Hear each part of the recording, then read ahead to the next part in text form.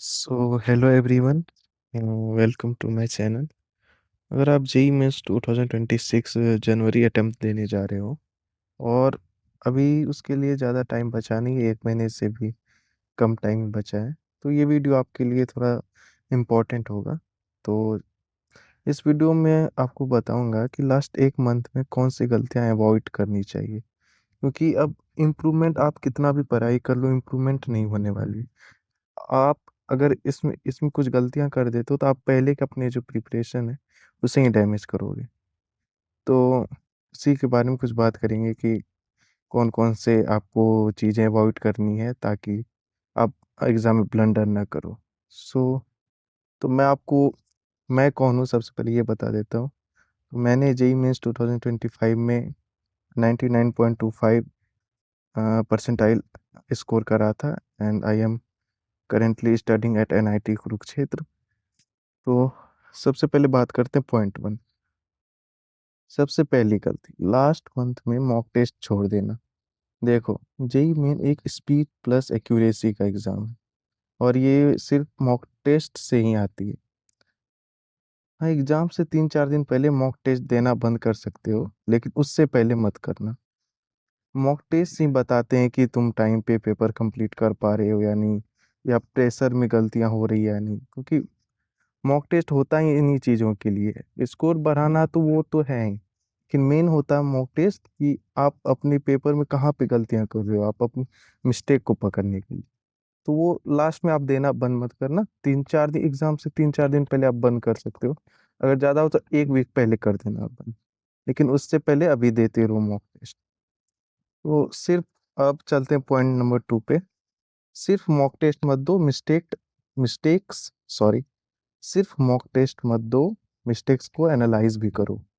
दूसरी सबसे कॉमन गलती होती है कि हमने हम मॉक टेस्ट तो दे देते हैं, लेकिन उसके उसमें हमसे जो गलतियां होती है, हमें किस पॉइंट पे हमारे नंबर गए, कहाँ पे हमारा नेगेटिव हुआ, उसको एनालाइज करना भूल जाते हैं और आगे बढ़ जाते हैं कि चलो जो हुआ हुआ, इसमें नंबर जो आए आए।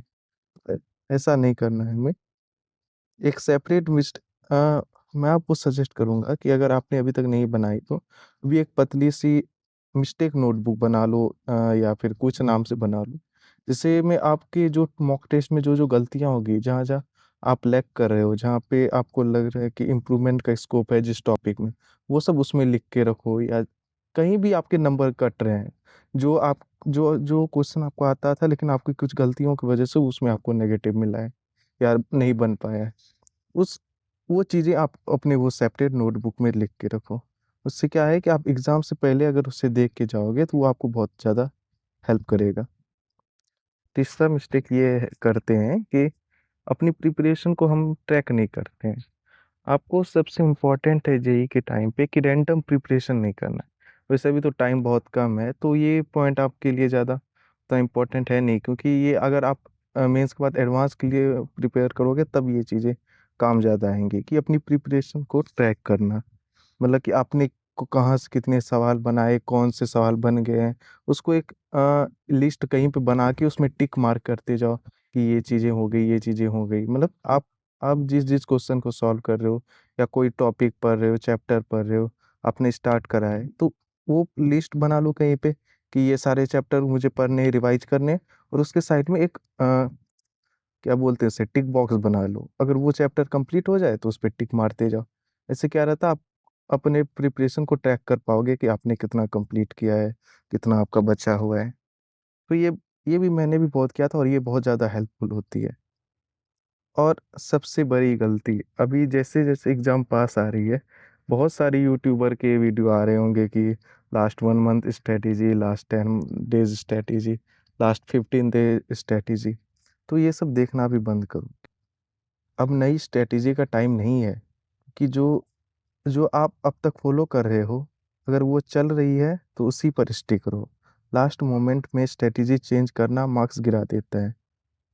लास्ट मोमेंट आपको स्ट्रेटेजी कोई भी अपनी चेंज नहीं करनी, जो आप पहले से या 2 साल 1 साल जब से अपने प्रिपरेशन स्टार्ट किए, अगर आपको लग रहा है कि वो स्ट्रेटेजी आप पे काम कर रहा है, वो स्ट्रेटेजी यूज करके आप में इम्प्रूवमेंट आ रहा है, मार्क्स आपके इम्प्रूव हो रहे हैं, तो उसे चेंज मत करो किसी के किसी भैया दीदी की वीडियोस देख के कि वो बता रहे हैं कि ऐसे करो वैसे करो, उससे आपको एग्जाम में फिर आपके मार्क्स को अफेक्ट करेंगी वो चीज़ें। ठीक है। सो इतना ही मुझे बतानी थी इस वीडियो में। अगर आपको कुछ और हेल्प चाहिए हो, कुछ और चीज़ों के बारे में पूछना हो, तो आप कमेंट सेक्शन में पूछ सकते हो मुझसे। So that's all. Bye everyone.